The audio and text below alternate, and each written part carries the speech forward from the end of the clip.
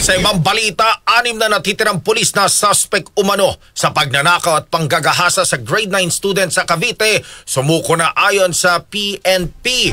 Kasama mo sa balita si Radyoman Marjo Domingo. RMN Live Report.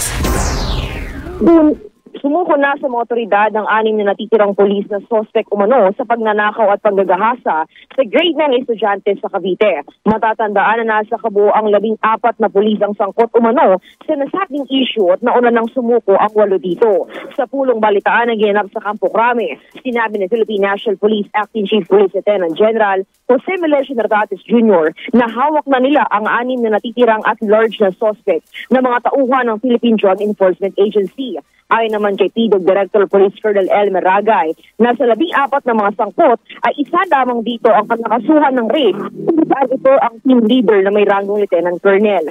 Ayon pa kay Ragay, ang mga nasabing sangkot na polis ay narelieve na sa pwesto at nakadetain na rin sa Headquarters Support Service sa Campo Crame.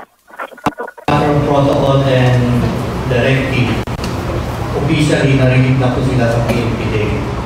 Kung susundin po natin yung guidance ng restrictive custody, they have to be really reassigned to the headquarters support service and eventually nakadetain po sila sa detention facility ng HSS sa Rayos.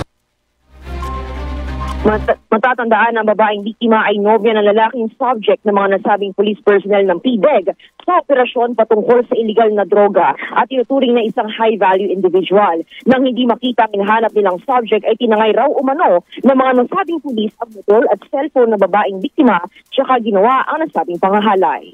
Kasama mo sa DZXL RMN Manila, Radyoman Marjo Domingo, Tatak RMN.